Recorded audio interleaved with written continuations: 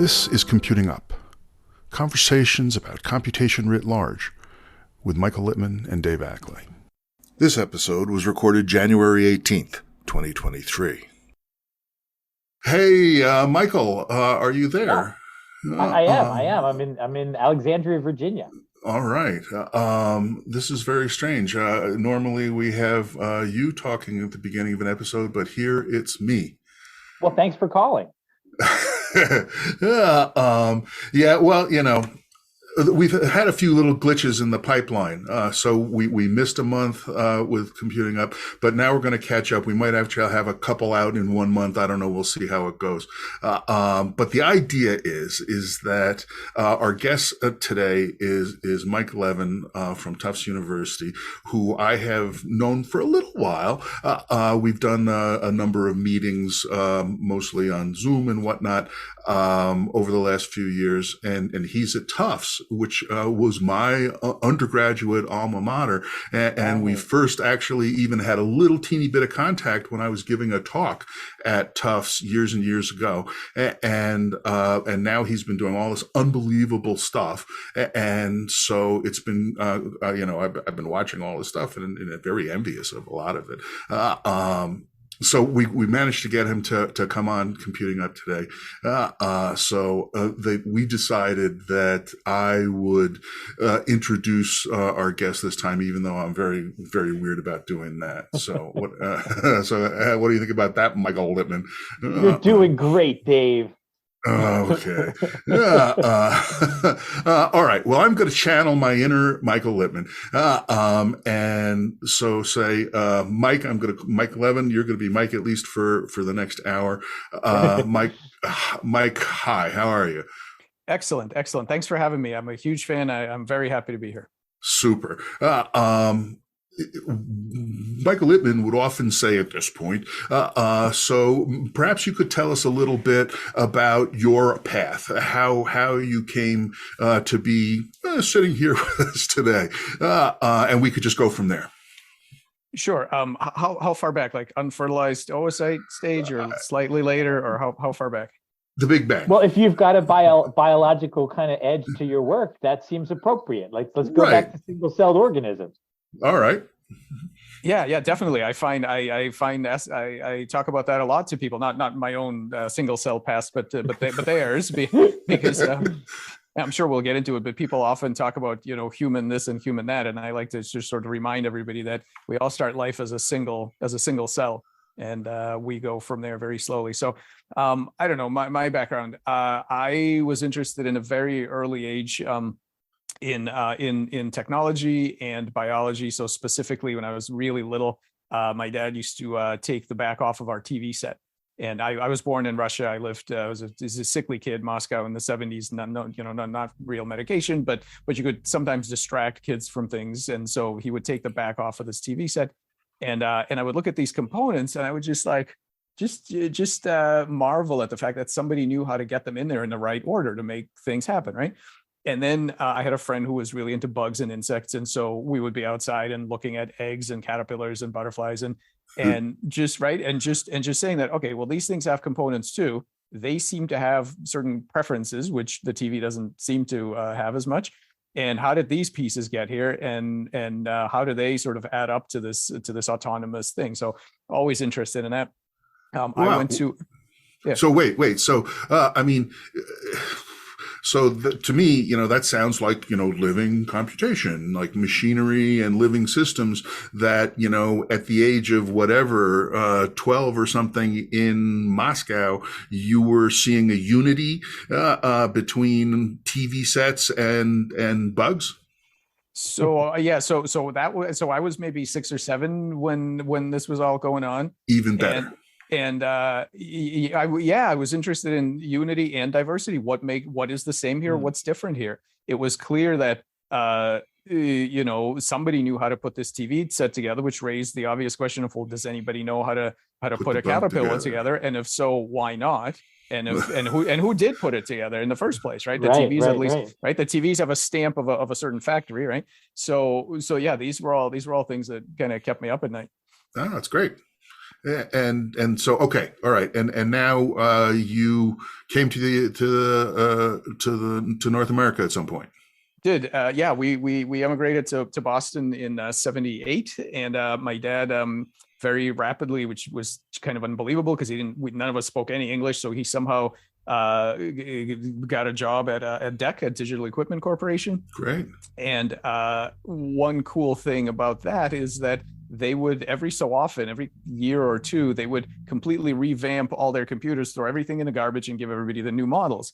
And so when I caught on to this at one point, I realized that he could take things off of the garbage heap and lug them home. And now the weird thing is, I was just thinking about this recently, right? Like, he would bring home this thing.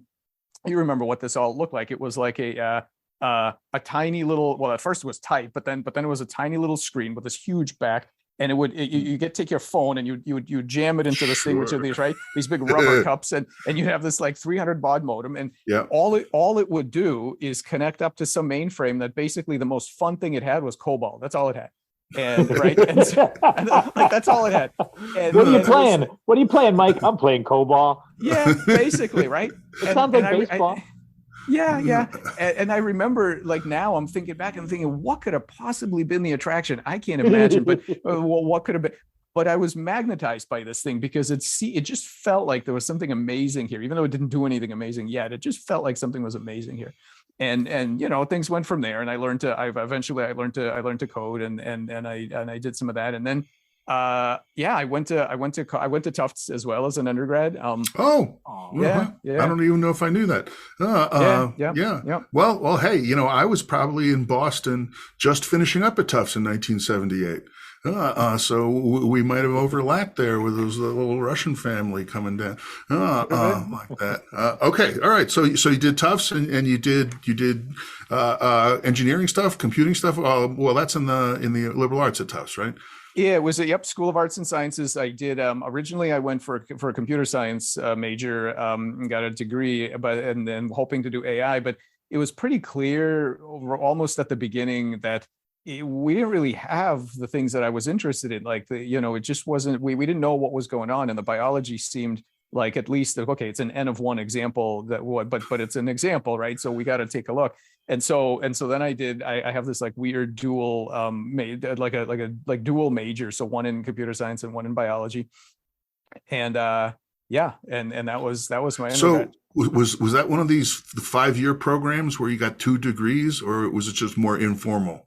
It was so basically what I did was I did the way, and I don't know if this is still true, but the way you could do it then is that if you don't overlap any courses, that you don't use any courses to count for both, you could get literally two bachelor's degrees if you don't count any courses for both. So I just took a ton of courses. I took a lot of stuff. So psychology and philosophy, and then just a lot of stuff. Yeah. And then presumably you had to go away from Tufts in order to later come back. Correct. Yeah. Went to but grad he didn't school. go far. Yeah, that's true. I've lived in the same sort of square mile since that time. I've never moved. It's really interesting because it sounds to me like you speak Boston with just a hint of a Russian accent, like just a couple of the vowels occasionally. But you're like solid Boston, and in fact, you've lived. That's really been home base for you for a very long time. Correct. I've never lived anywhere else. So Wow. yeah, I've been here. Yeah. So I went to grad school. By some odd miracle, I got into Harvard Medical School for not an MD, but a PhD program. And I did a PhD there in molecular developmental biology. And then a postdoc after that, also at Harvard Medical School. And then I started my lab in 2000 at an institute at Harvard called Forsyth Institute. And then I was there for 7 or 8 years. And then by 2009, moved the whole business over to Tufts again. Wow. And it's interesting. So people can't see this, but behind you, there are a lot of books. And I've seen a lot of people with fake backgrounds that look like that, but I think yours is real. And you've actually studied so many different things that I believe that you actually need that many books. No, this is definitely real. People ask that all the time. I feel like I should have a fishing line that I can like yank books off the shelf with it. So I haven't done it yet. But you got to remember, there are books here from when I was a kid. This is 45 years worth of books. right? And it actually goes. You can't see it, but it actually goes like surrounds around. you. You live inside the knowledge. Basically, yeah. Well, Now, and so go Dave ahead, and Michael. I just way back. Yeah, I think I'm on a little bit of a delay because I'm on Bluetooth, which I foolishly forgot my other headphones today. I just wanted to say that so Dave and I, when we started working together, we connected with a biologist. What was his name? Tom Ray, is that right? Sure, the A-Life guy, Yeah. And who so it was was really fun. Go ahead, Dave. Sorry. no, just he's a plant ecologist or something like that that works in Costa Rica, or used to work in Costa Rica part of the year and stuff like that, who did some of the really early big A-Life. He did Tierra, an early A-Life simulation.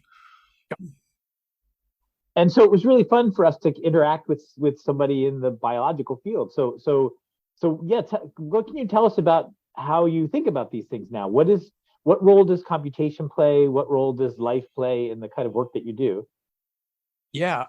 So I work in this weird space. People ask me what I am, and I don't know. There's no good way to explain it, but in a short way. But I work in this kind of weird intersection between biology, computer science, and behavior or cognitive science. And if I had to be pushed to sort of pick something in one phrase, I still think I do computer science, but mostly in kind of wet and squishy media. I all of the questions that I'm interested in are fundamentally not tied to specific implementations. So I'm not particularly tied to cytoplasm and carbon and these kinds of things. I'm more interested in the generic aspects of this. And so the framework that I've been for the last few years, I've been working on this TAME framework, TAME, which is technological approach to mind everywhere, is basically the where it started was and we were challenged to do this at a meeting of the Templeton Foundation, actually. And the idea was, can you come up with a framework on which you can include diverse intelligences? And when you say diverse intelligences, some people say, all right, well, you got your primates and some birds and maybe some octopus, right? Like that's pretty diverse. I'm thinking really weird stuff, synthetic creatures, software AIs, potential exobiological agents, all of it. Like all of it has to be, to me, has to be in one framework. I don't care what you're made of. I don't care what your origin story is. There is something that binds all cognitive agents together. And that's kind of where I start. Do you think that? I mean, I used to think that, but if I could push you on it a little bit, Sure. I'm not sure there's anything in that magisteria. At that level of abstraction, I'm not sure what you can say. Besides, patterns try to persist. Their energy is used to try to preserve things, and very quickly, to answer specific questions, you gotta care about the specific creatures. Do you think there's a lot of stuff up there, a lot of juice up in the applies to everybody? I really do, yeah, and I think that I mean, for sure, you have to eventually care about specifics, but the way that cashes out for my lab, so a portion of my lab does regenerative medicine. So we address birth defects and traumatic injury and cancer and things like this. And what happens is what I try to do is make sure that all of the sort of philosophical conceptual stuff that we do eventually leads to specific interventions. And I can describe to you some of those examples. So I try, this is sort of my suit of resistance here to people that say, people say to me all the time, like, okay, the data are great, but I wish you'd stop this philosophical stuff and these conceptual things. Like, who needs it? Get rid of it. It's philosophy. You don't need it. Just do the science. And I need answers to that. Tell me. Yeah, and I think it's completely wrong. And I have many examples that I can talk about where we have done specific experiments that nobody has done. And the only reason nobody has done them is because the conceptual framework wasn't there to make you think that way. And so I do think there's a lot of juice because we've been sort of squeezing that juice for a long time and using it to power very specific applications, literally things that eventually find biomedical treatments and things like this. And that's what I say when people say you don't need it. I say, yeah, but then where did this come from, and why didn't somebody else come up with this? And I think, right, and I think I can draw very and we can talk about some of the general stuff that I think is true in all of these agents. You can draw a direct connection from that to applied cases where you say, okay, so now we've got this type of birth defect. Like, why? How can we think about this, right? So, specifically in that particular in that example, you can ask yourself, what does it mean to have a mistake in a system like this? What does that mean? What's an error? What's a developmental error, right? And which, dynamical systems don't make errors. They just do stuff, right? But they don't do anything right, so they don't do anything wrong. Well, that's a very good point, right? So you need so these ideas of what is a goal-directed system? What is an observer? Who decides what the goals are? Who decides what the problem space is? All of these things eventually filter down to specifics. But I do think there's some very important general issues there. Okay. All right. Well, that's good. I mean,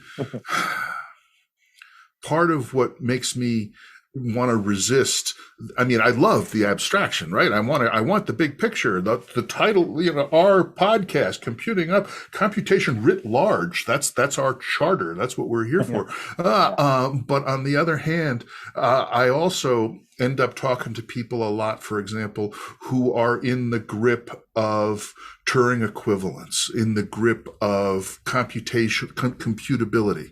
And that's an extremely general framework as well. But I think it leads people wrong much more than it leads people right, because they think things are true in principle, in indefinite amounts of time, indefinite amounts of space. Therefore, we don't have to deal with it. So I think there must be something in addition that your big picture escapes what looks to me to be the troubles of the standard Turing equivalent computability picture, that allows you to actually come up with experiments that lead to treatments, make the world a better place, versus just theorems. Does that make any sense? It totally makes sense, and I must agree. The standard stuff on computability, and maybe I'm just not smart enough to do anything with it, but I've not done anything with it, because and this idea of unlimited compute and in principle and all that. I'll give you a very specific example. I think the fact that real agents have to go through an existential, a metabolic struggle. They need to get energy to live. They have limited time. They're in competing. Somebody else is going to eat you if you take too long to do certain things.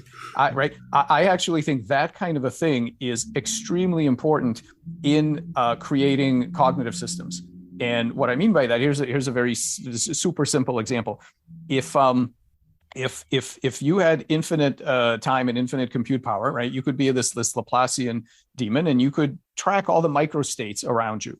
Now, you'd have certain other limitations. You could predict things, but you would never. The thing about Laplace's daemon is that it's great at predicting what will happen after somebody else has set up an interesting system, but you would never design anything because they all look the same to you, right? All the microstates sort of look the same to you at that level. Real systems don't have real agents in the real world don't have that luxury, and so you are forced to learn to coarse grain your experience into things that are kind of large scale. I'm going to take all of these sorts of things. I'm going to call that a cat. I'm going to call this other thing whatever, and I'm going to track this macro state. And when all the details change, I'm still tracking this macro state, and you're basically only doing that because you don't have the energy and the time budget to do anything else.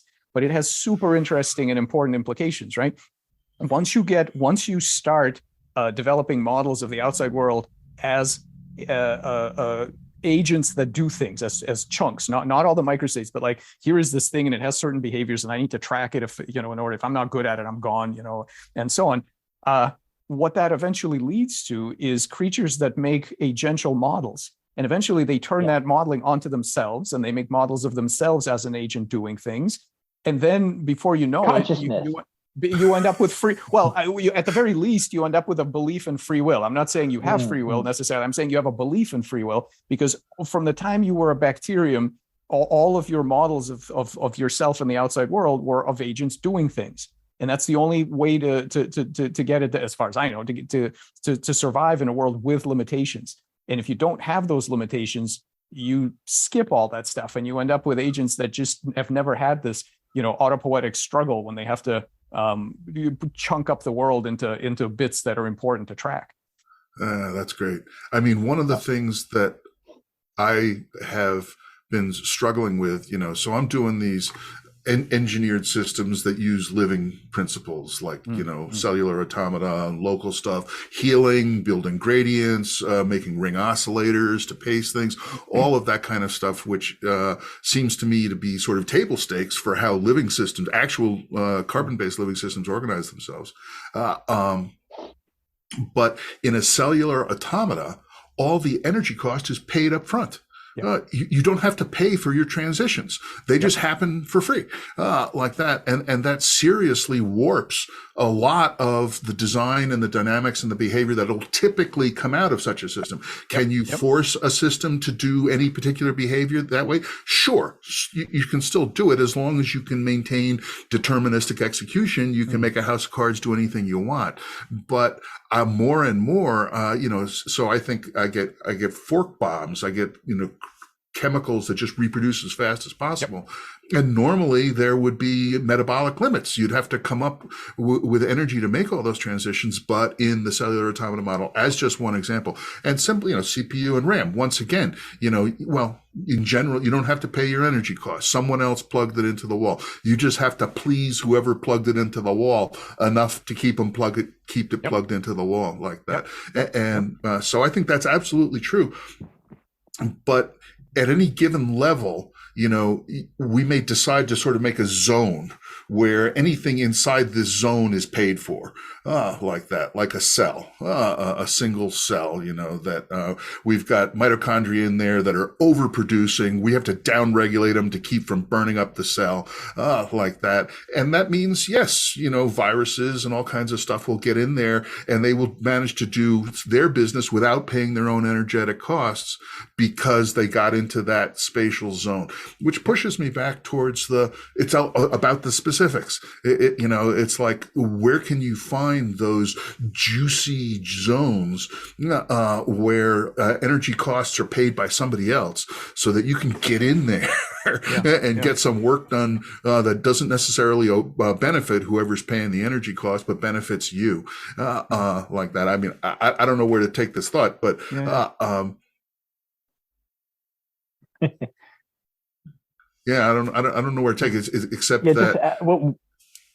Let's see how he responds to it. I mean, Mike, what do you? Is this violating the kind of way that you think of entities, or is it consistent with it? And if so, how do you resolve these?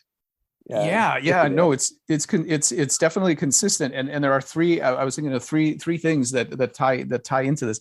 The first is this issue of the parasites. Okay, so this issue of exploitation. So this is really important, and I've got to see what you guys think of this.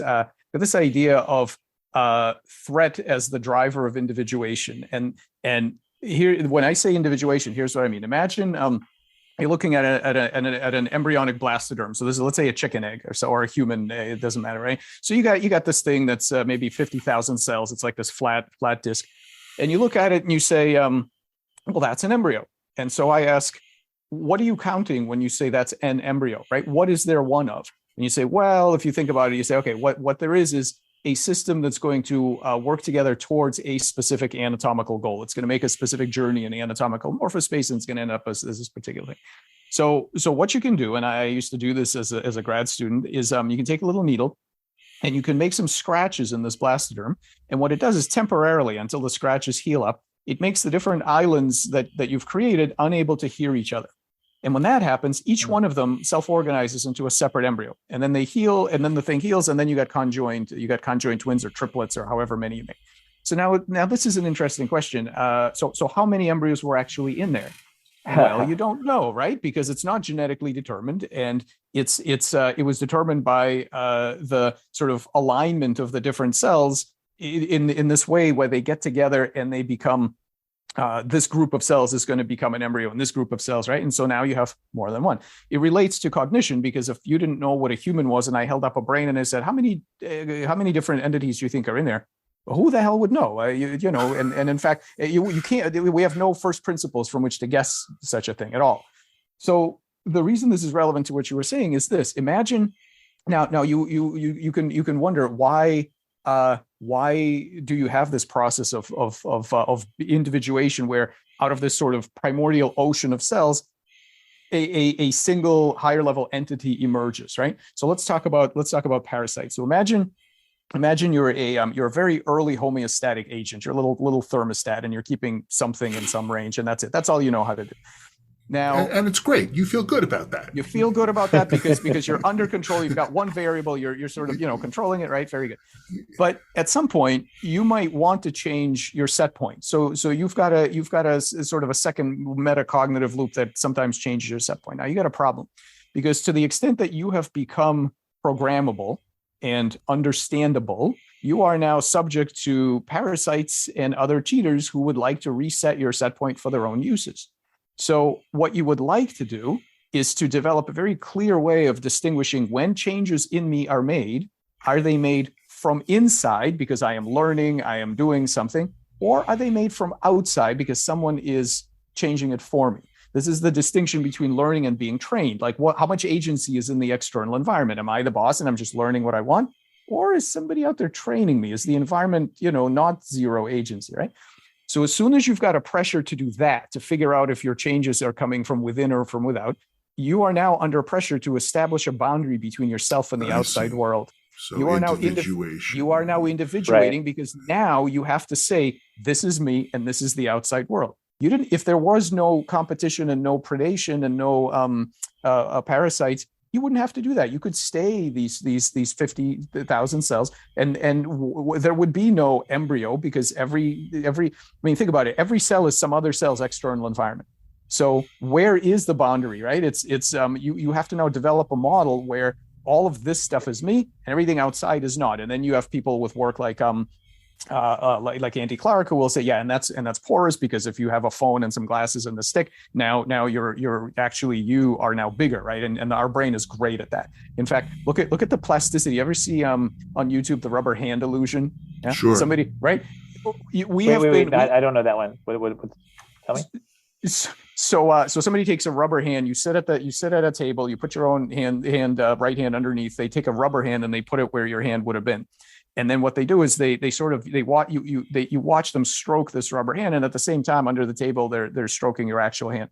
So you do that for just about a couple minutes, and then they take a hammer and they go to hit this other thing, and people freak out. And because you have been, think about this. You have been a tetrapod. Your brain has known how many hands you have for I don't know how many eons, and within minutes, your brain has bought into the fact that you have this extra hand. Now I have 3. No problem. It takes minutes to convince you that your body is plastic. So, and that you've now undergone this crazy change to your morphology. So there's this. So the threat of parasitism is driving this pressure to really develop strong models of where the self ends and the outside world begins. So I think it's really important, right? I think it's critical to the early stages of the self-assembly of beings to start to put up a wall and say, well, what's me and what's not me? Certainly, I think fundamentally, the 50,000 cells, whatever it is, that if you hadn't gone and messed with it with your needle, it would have made one chicken or one human, which you say is the same thing. Not to the mom.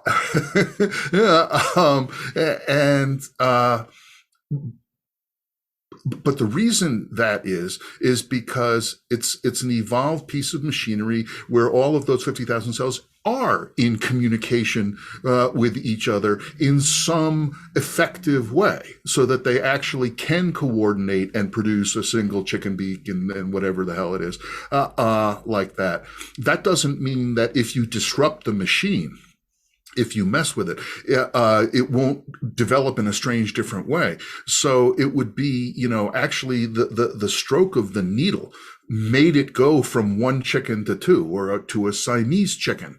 because, all we can ever really say is that this is a piece of machinery where if all of these atoms are arranged in this fashion and let go in the typical way that they will go, it'll produce a chicken, like that. And, when people keep wanting to look inside and see, what is it about carbon, hydrogen, oxygen, and nitrogen that makes it a chicken? And the answer is nothing. What it is, it's about this specific arrangement or this family of arrangements where there's tons of redundancy and degeneracy all over the place, that if it's not messed with, it'll become a chicken. But if it is messed with, it might become two chickens, or it might become, who knows what, like that. Dinosaur. Yeah. Or a Xenobot for that matter, right? So this comes back to the other thing you were saying about errors. So I love the whole field of unreliable computing and all the kind of stuff that you do, because we have amazing examples of systems where there's and we can talk about the ratchet that I think forms. And again, this is all very, I think, generic. These dynamics are very generic, but planaria. So let me tell you this wacky story about planaria. Planaria are these flatworms. Okay, they have some interesting properties. Yeah, exactly. Michael was making a waving of his hand like a planaria or a Hawaiian dance of some sort. So they have some amazing properties. First of all, you can cut them into pieces, and each piece regenerates exactly what's missing. So you have multiple worms. They are immortal. There's no such thing as an old planarian, so they live forever. They they're very cancer resistant. And now, if you went through a typical course of biology where they explain to you how important the DNA is that for determining your body form and all of that, you would expect that the animal with the best regenerative capacity, the most cancer resistance, the immortality, they must have a rock solid genome, man. That thing must be through the roof, fantastic. But deterministically preserved. Deterministically preserved. Here's what actually happens. So these planaria, and this is a scandal that nobody ever talks about this. Here's what happens. So these planaria, many of them, the way they reproduce is they literally rip themselves in half and then they regenerate. And now you got two worms. Now that has an interesting implication, which is that for all of us, if you have a mutation in your body during your lifetime, that does not pass on to your child, right? Because we go through this Weissman's barrier where there's an egg in the sperm and the rest of your body is basically disposable. In planaria, that's not what happens. Every damn mutation that doesn't kill the cell gets amplified in the next generation because you have to propagate that piece of the body, right? So they're constantly, for 400 million years, these guys are accumulating mutations. Their genome is such a mess. The planaria are mixoploid, which means that every cell could have a different number of chromosomes. That looks like a tumor, and yet their anatomy is rock solid. 100% of the time, you get exactly the right pattern. And so you ask yourself, what the hell? Why is it that the animal with the most chaotic genome has the best anatomical control, and why is it cancer resistant, and why is it aging resistant, and all that? So I have a theory which really this has been bugging me for decades, and I only recently I think we now have some insight into this over the last year, because I had a student who we did a simulation together, and I really thought that it was a bug until and I made him hunt for it and whatever, and then I finally realized what this thing was trying to tell us. So here's what I think happens in planaria. One of the things that people often miss in these evolutionary simulations is that you have a genotype, and then you have a phenotype, and there's a direct mapping. So the genotype maps to the phenotype, and that's it, you're done. And a lot of times that's how biologists even think about this often. But there's this really important middle layer, which is this developmental layer. And the reason it's important is because biology does not work with passive materials. It works with agential materials, right? You're working with cells that were themselves organisms. So they have their own behaviors, they have their own capacities. In a recent paper, Jamie Davies and I talk about the difference between building with Legos, a tower out of Legos versus a tower out of dogs, right? The strategy is completely different. The Legos, all you can expect them to do is to stay where you put them. And that's okay for certain things, but if you knock it over, it's done for. The dogs, they definitely don't stay where you put them at first, but if you train them and then you knock it over, well, it gets back, then they'll get back climb up. Right back up. climb right back up. So these cells. Have we done this experiment? Because I'm a little skeptical of how tall you can build a dog tower. I've written a grant on this. It was not funded, so I just have to assume the poodles, all right. with enough poodles, you could do this. It's poodles all the way down. Yeah, it's got to be poodles all the way down, right? So what you're dealing with there is you're dealing with cells that have a little bit of what I call competency. They're not blank slates. They're not passive Legos. They're competent. They have their own given behaviors that you got to deal with. Exactly. And not just behaviors, but they have agendas. They're little optimizers that like certain things and they hate certain things. And so what evolution has to do is to search the space of behavior shaping where certain cells can try to get other cells to do various things. Okay. So you got this little competency layer. So we did the following experiment, and the student's name is Shrisha Lakshwin. And what we did was I said, okay, let's do a very simple simulation where your genotype, your genome is just a list of numbers from 1 to 100. The selection that we're going to do is how well sorted are they? And if you were to do a direct evolutionary algorithm, of course, soon enough, the thing would be sorted, right? You would just select for the better ones, and eventually it would be sorted. Fine. It depends on the mutation operators available, but yeah, it's not a tough problem. It's not a tough problem. And so that's our baseline. That's what we took at baseline. Now let's make it a little more realistic. And let's say that every cell, every cell that has a number, prior to when you go up for selection, you've got a little bit of preference about who your neighbor is. So you look to your left, you look to your right, and if you're a 4 and you're sitting next to a 20, you don't like it.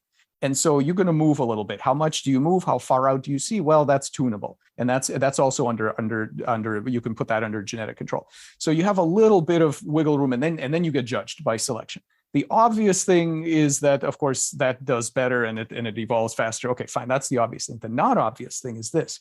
Here's what happened. I'm telling this quick to say, it was a lot of sweat and tears to figure out what was going on. Here's the not obvious thing that happens. When a pretty good individual comes up for evaluation, selection can't tell if you're pretty good because you have an awesome genome or you're pretty good because your genome was kind of but everything's sorted out. And the reason that this is biologically realistic, just to squeeze this in here, which I forgot to say, we discovered a couple of years ago, if you have a, for example, a tadpole, and you create it with, we call them Picasso tadpoles. Everything's in the wrong place. The eyes up here, the jaws are off to the side. You mix everything up. They will during their transition to frog, everything will move around and get back to where it needs to be. That's the developmental competency. This has massive implications because if you have some gene that moves your mouth off to the side but does something else good, you're not going to be dead and never see that other effect. Your mouth will get where it needs to go, and now you've got the opportunity to explore this, right? So this thing of cells moving around before you get to selection is absolutely real, and they do many things like that. So what happens is, so you go up for selection, and selection cannot tell whether your genome was amazing or not. And so it has real trouble choosing the best genomes. But what it can do is, so we can't really choose the best genomes very well. What it can do is increase the competency. So the competency goes up, but then that makes the problem worse. Now you really can't see the genome very well. So you really have trouble picking the best genome. So the quality of the genome flattens out because the pressure is let off of this. And Steve Frank gave me a cool example from computer science that I didn't know, where he was telling me that as RAID arrays got popular, the quality of drive media went down. Right. Because exactly. because the pressure on having good drive media is off. This is the same thing going on here. The competency starts to go through the roof. The pressure on the genome flattens, and what you end up with at the end are animals that are super good at reaching the goal that they need to reach, even though their genetics sucks. And this, I think, is exactly what happened in planaria. This ratchet went all the way to the right, where the planaria are now amazing because there was so much junk in their genome. Their planaria now, the algorithm is now amazing to get what it needs done, despite the fact that your hardware is often junky. And that explains another amazing observation that I've never heard anybody really focus on, that I thought was crazy. Every other animal, if you can call the stock center and you can get a fruit fly with curly wings and a mouse with a crooked tail, strains, mutant strains. You can get mutant lines. Of course, there's people too. You can get albinos. You can whatever. There's these mutant lines. There is no such thing. So you can't order the people. No, you have to advertise, for subjects, test subjects and such. Yeah, it's more work. It's more work. But there's no such thing as a mutant planaria line. Isn't that amazing? Oh. The only abnormal planarian that exists is a two-headed line that we made, and it's not genetic. We made it a completely different way. There's nothing wrong with their genome, and I can describe that in a minute. So I think I understand now why there's no genetic lines, because because changes in the genome don't mean too much to them, because all the effort went into perfecting the algorithm that assumes that noise is everywhere. And there's this competency ratchet that in some organisms like us, it didn't go as far that way, but in planaria it did, where they're just going to assume everything is going wrong, and they've got and so now it's on us to kind of figure out this algorithm. But I think that's what's going on there. So there was a paper decades ago by Ackley and Littman about evolution, altruism in communication, and there was exactly that kind of effect, that the ability to learn selectively made the ability to evolve less important, and we would What do we call see it? Shielding, I think. Shielding, exactly. Yeah. That we ended up having genes that would cause the creatures to be attracted to predators who would then kill them, except that would get learned out very quickly, and therefore it wouldn't matter like that. So, I mean, that sounds right to me. Totally. And that was a great paper. I had him read that paper first thing. That we cite that in our paper. That was absolutely right on. And the Hinton and Nowlin stuff as well, about the evolve, finding the spike, and all of that stuff. Baldwin Absolutely. effect and canalization. Baldwin effect. So, but wait. So one thing I didn't get though in your story there, Mike, which is fascinating. That was a great story. And I remember, I have a very, very vivid mental image of these planaria with their sort of diamondish heads and the little eye spots and stuff. And you're saying that they're all the same, which is fascinating. What I didn't get though is that this competence that's in the components, isn't that also specified in the genes? Yes. Or is that somehow coming? Yes and no. So we can have an interest. I think this is an interesting and weird discussion that we can have about where things come from. It is for sure that the hardware that is required for this competency, and that hardware, we have some understanding of that hardware now, and it's bioelectrical. And the difference, one difference between Hinton and Nolan and other work on this aspect is that most people focus on the brain and brain-directed behavior. And I'm saying that there are many other intelligences that are A, do not require the brain, and B, happen in spaces other than three-dimensional behavioral space. So they happen in anatomical morphous space, they happen in gene expression space, and so on. So we're kind of expanding that. But you're absolutely right, and this ties into an interesting thing. For sure, the components that underlie this are all specified by the genome. Okay, so for example, in the case of the bioelectrics that form these information processing networks, you got to have ion channels, and these ion channels are genetically specified, no doubt. But let's back off for a minute from that and just ask the question: what is specified by the genome? One of the things I do in my talks is I show a cross section through a human torso, and it's got this crazy amount of invariant pattern, all these different things in the right place and right. And I say, okay, where is that pattern encoded? And people will say, well, it's in the DNA, of course. And you say, well, we can read genomes now. None of that is directly in the DNA. What the DNA actually gives you is the micro level hardware that every cell gets to play with, the proteins. After that, you get this amazing physiological process that has all kinds of intelligent competency. So for example, there's I can give you examples of downward causation, of repair, of all of these different degrees of intelligence in navigating these problem spaces. We have some crazy examples of things navigating novelty. And so what evolution does in that case is it doesn't give you specific solutions to specific problems in biology. In some cases it does, but more generally what it does is it gives you a generic problem-solving machine. And this is why you can do this crazy stuff like take skin cells off of a frog embryo, and in a different circumstance, they become xenobots and they can do kinematic self-replication. There's never been selection to be a good xenobot. There's never been any xenobots. And that's just the latest. There's tons of amazing examples of these things being able to do things for which there's never been selection for. And you can ask this question: where does the shape and the behavior of a xenobot come from? Typically, the way biologists handle that. What's a xenobot? Sorry. I've got Xenobots on Here, the brain. I sort of. Mike, let me You try gotta to take some explain. penicillin for that. Let me try to explain Mike's Xenobots for him, because they're much heralded. So it's some kind of frog cell or something that you take, and some human with a needle goes in and messes with them and sticks them together into little clumps of frog embryo cells or something like that. Is that right?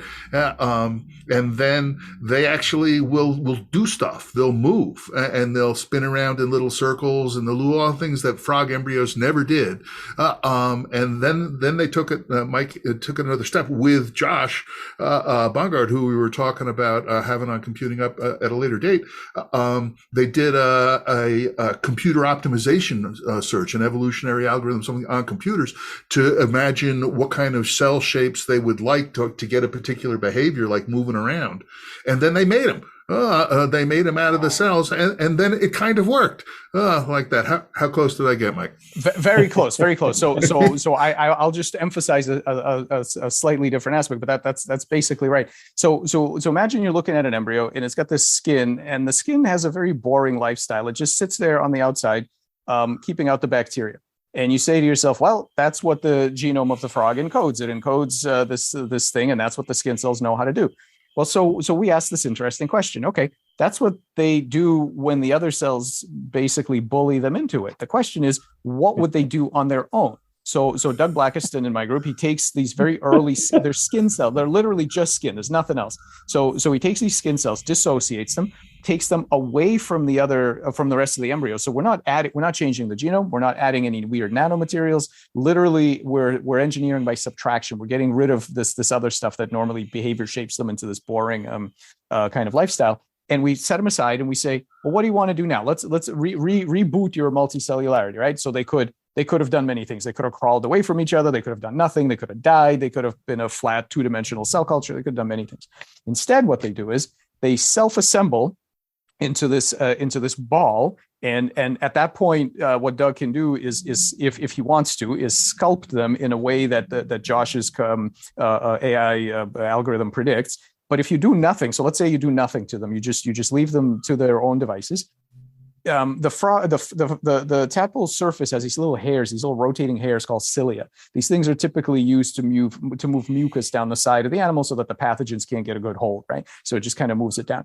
What they do is they use these cilia as little tiny oars, and they row against the water, and they start zipping around. They move. They go in circles. They go back and forth. They move straight. They have all kinds of interesting behaviors. And one of the things that Josh's simulations showed is that if you sprinkle a bunch of particles into their environment, then the way they behave ought to coalesce those particles into little piles. We thought, that's funny. Let's try it. So we sprinkled a bunch of skin cells into the dish, and here's what happens. It's von Neumann's dream come true. What happens is this little Xenobot.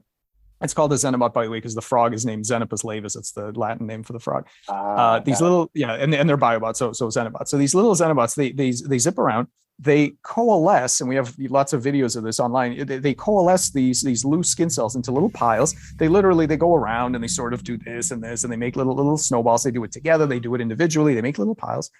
And because they, much like we as engineers and much like evolution, are working with an agential material, not with a passive material, these little balls, once they make them overnight, they become the next generation of Xenobots. And then guess what they do after that? They run around and they do the same thing. And you get the third generation and then the fourth generation. And That's so great. You've got this, right? We call this kinematic self-replication. It's a robot that goes around and builds copies of itself from stuff it finds in the environment. It only works because these parts are themselves active matter.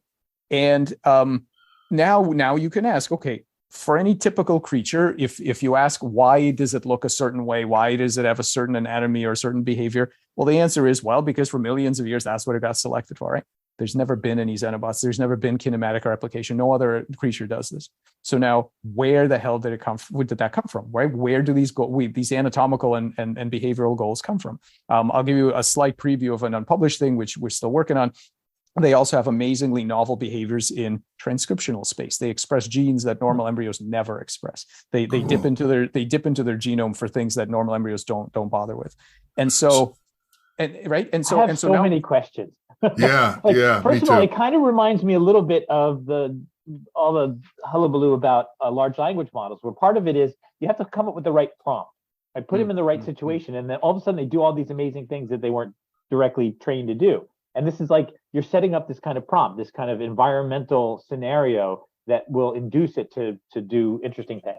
Yeah, the only caveat I'll say to that is that the environment is actually exactly the same. It's not like we put in some sort of chemical medium and this and that. Right, It's salt water. There's nothing in there but salt water. There's no specificity in the environment. It's in fact, it's exactly the same kind of salt water as the embryos are in. The one thing that you did for them is to remove the instructive influences of the other cells. So you get to find out, what does the skin really want to do? What it normally does in the embryo is not what it wants to do. That's just what it's made to do. And that's all It's its job. It's a job. That's right. If the skin cell was independently wealthy, it would be a xenobot. Right. Or if That's it could right. finally escape from the cult and it could become its own person and self-actualize, Exactly. it would be That's a right. xenobot.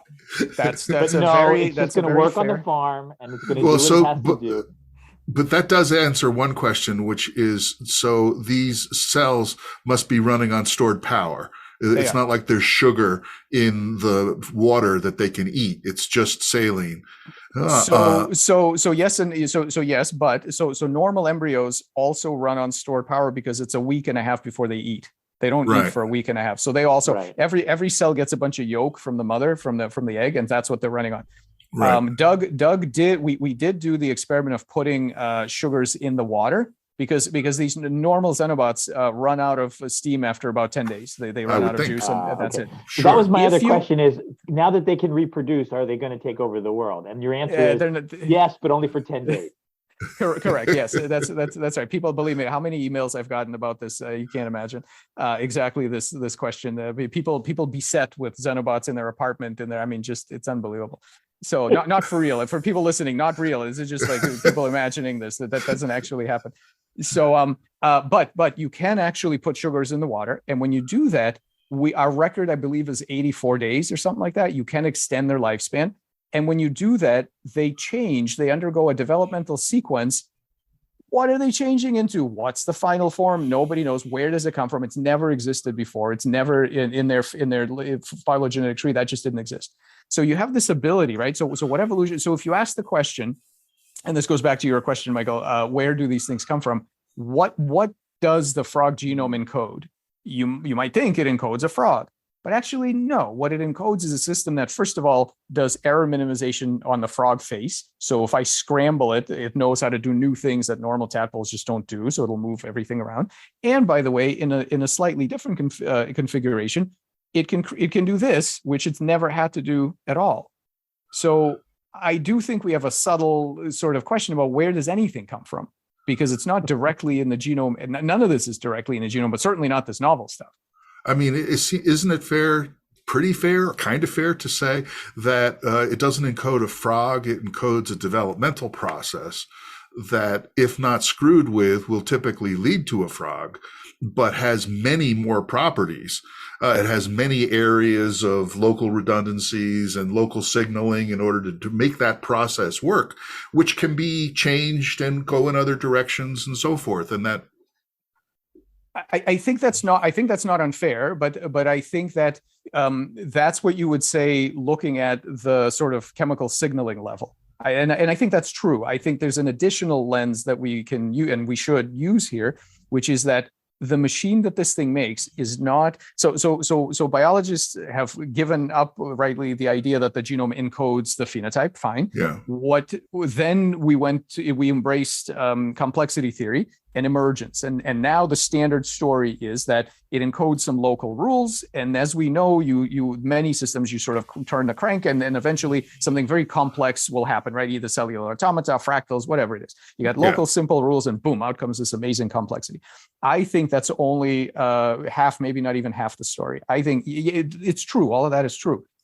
But the amazing thing that happens here, which simple feed forward emergent systems don't do, is that it's a goal directed system that is able to muster different degrees of competency in solving problems. It is not just a feed forward system where things emerge. It has particular things that it tries to do. And if you muck with it, it will come up with ways. It's a problem solving machine. It will come up with ways to, that one of my favorite analogies, and I wish to God I could remember who said this, because I keep using this phrase and I'd like to give credit. I just don't remember who said it. Somebody said, this spectrum here is the difference in competency between two magnets trying to get together and Romeo and Juliet trying to get together, right? What's the difference? The difference is, and everything in between, the difference is how much sophistication can you expect when things get in their way? For the magnets, it's pretty super simple, right? They can sort of minimize free energy and that's it.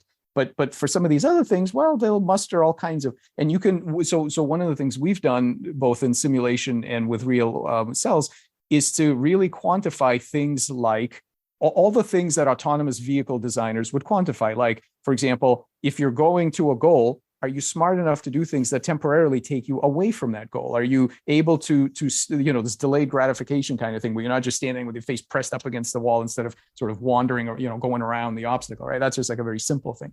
So that's all I'm going to, I just wanted to kind of say that I think what's really important in all these examples is that treating them as a feed forward emergent system gives you some power, and that's fine. But treating them as learning and decision making agents gives you way more power, and that's how we get to our medical interventions. Because we say, what if I assume this thing is way smarter than it seems, and what if I try to deal with it as if it were a more cognitively advanced agent, and then you find out that holy crap. There's all sorts of ways to deal with this thing that does not require this kind of bottom-up approach that's extremely difficult. That's fascinating. And it makes me feel really good because I sometimes people make fun of me. I think maybe Dave has made fun of me, that I say that a lot of my programming these days is in a high-level language called grad student. Yeah. And I feel like, well, that's a cop-out, right? Because I'm actually not doing the hard work of making things happen. But sounds like you're sort of arguing that there is this kind of organizing of intelligent agents or competent agents that itself is a kind of challenging and important behavioral style, right? Absolutely. So what I've tried to do, so in this framework that I have, this TAME thing, there's a in the paper that first described it, there's a diagram which has I call it the spectrum of persuadability. And what it has to do with, I purposely take a very engineering approach to this, which is why I frame this particular thing from the perspective of what is the best way for me to manipulate the system, right? I don't want to talk about true understanding because I don't know what that is. We could argue philosophically about that. I want an engineer's approach. I want to know, you give me a system, what is my most efficient way of prediction control? How do I best relate to this system? And so I have this diagram, right? And so you can imagine on this diagram on the left is a mechanical clock. With a mechanical clock, your only option is physical rewiring, micromanagement. You are not going to convince it of anything. You're not going to train it. You're not going to change any set points. That's all you, right? You're not going to coax it. All you got is that. Then you have things that are like, and this is, of course, there are many in between, but these are just sort of waypoints for illustration. Then you got something like a thermostat. That's very interesting because now the one way to relate to that thermostat is that you can change the set point without rewiring the hardware. You don't need to change the machine if you know that this thing is a homeostatic system. Then you come to systems, let's say a dog or a horse, that is a learning system. And then you get to why were humans able to train these things for 10,000 years before we knew any neuroscience? You don't need to know any neuroscience. It doesn't matter what's between their ears. If you understand what kind of learning system it is, what can it learn, and what the currency is, what are the rewards and punishments, it avails you of a new way to relate to this thing that does not require micromanagement. In principle, this goes back to what Dave was saying before. In principle, could you run it like a puppet by controlling the nerves? I suppose in principle, I mean, the sun would burn out before you really did it, but maybe you could. But who the hell wants to do that? The much better insight is that this thing offers you an amazing interface to controlling it. The interface is this stimulus and experience, not rewiring. And then eventually you get to human level systems, which you can make them do amazing things through very simple convincing arguments. Let's say you don't have to rewire anything. You don't really have to train them. You can just tell them stuff and know. So all of this is about when you show me a system. Lots of people make assumptions, right? I show you something and they say, that can't, that can't have, that's not a cognitive system. I'm saying you can't have feelings about this. You have to do experiments and you have to just decide by experiment, I'm going to make a hypothesis. This thing knows how to do reinforcement learning, or this thing knows how to do something minimization of this or that. And then you try it and you see how it goes. Now, I'll just give you, and then I'll shut up. I'll give you a simple example of one way it's paid off, right? So imagine a gene regulatory network model. So this thing is super simple. It's just like a set of nodes, and you just capture how each node turns the other ones on or off. Just a network like that, right? There's no magic there. There's no, it's a paradigm of genetic determinism, mechanistic kind of approach. It's just a bunch of nodes turning each other on and off with some mathematical relationship. You look at that, and the standard assumption has always been this thing has zero intelligence, because it's so simple. Where would the intelligence be? And if you make that assumption, that leads to a biomedical roadmap. It means that if you're going to make changes, you must rewire it. You must do gene therapy. You must add nodes, remove nodes. You must rewire the hardware. We made a crazy hypothesis. We said, what if this thing is somewhere higher on the continuum? Let's just try and train it. And so we made a piece of software that takes real, and this is Sarama Biswas and Wesley Clausen's work in my group. We took real gene regulatory networks, and we just treated some of the different nodes as if they were stimulus and response nodes. And we did, for example, Pavlovian conditioning. We would twiddle two of the nodes to get, twiddle one and see there's a response, twiddle a different one that doesn't cause the response. Then you do them together for a while, and then guess what? It associates. And so we found out that this thing is capable of 6 different kinds of learning, including Pavlovian conditioning, without changing anything, without making, it's all dynamical systems level, without changing any of the nodes. We would have never known that and now we're doing, we're training cells away from drug resistance and things like that, because you would have never done this experiment if you couldn't conceive of this thing having more cognition than it seems. And that's what I think we're surrounded by. I think we're just bad at recognizing intelligence in unfamiliar spaces, right? And unfamiliar guises. And it's all over the place, and we have to find it, and we have to learn to make use of it. That's fantastic. I love talking to you, Mike, because I get all excited with all this stuff all the time, because there's so many connections to the sort of stuff I'm doing and all, just the big computational paganism that it's out there in some measure everywhere, and the spectrum from a clock to Romeo and Juliet or whatever is something about, like the arc of programmability, something like that. From complete, it's not that we're machines, it's that we're programmable machines, and we are made out of other programmable machines. Absolutely. Not all the way down. I believe a proton is probably not very programmable. You can just have to use it as it lays, but then you build a machine out of protons and it is programmable, and so on. And that's absolutely wonderful. I mean, we're going a little long here, but yeah, I take some responsibility for that, because since you kicked us off, I was supposed to wind it down, and I was just enthralled. So I apologize for being so interested in what our guest had to say. But what you were saying, Mike, is maybe a good way to end it, is to kind of keep in mind that we're surrounded by intelligent agents, and that we should not treat them as things to manipulate at a low level. We should think of them as things to manipulate at a high level, or to work with, right? And that goes for other human beings, that goes for parts of the body, that goes for the plants and the animals that surround us. It's really useful to think about them as complex, adaptive, intelligent systems. That's beautiful. Absolutely. Well, I hope we get a chance to chat again. This is amazing. What a great journey. Anytime. Thank you so much. Anytime.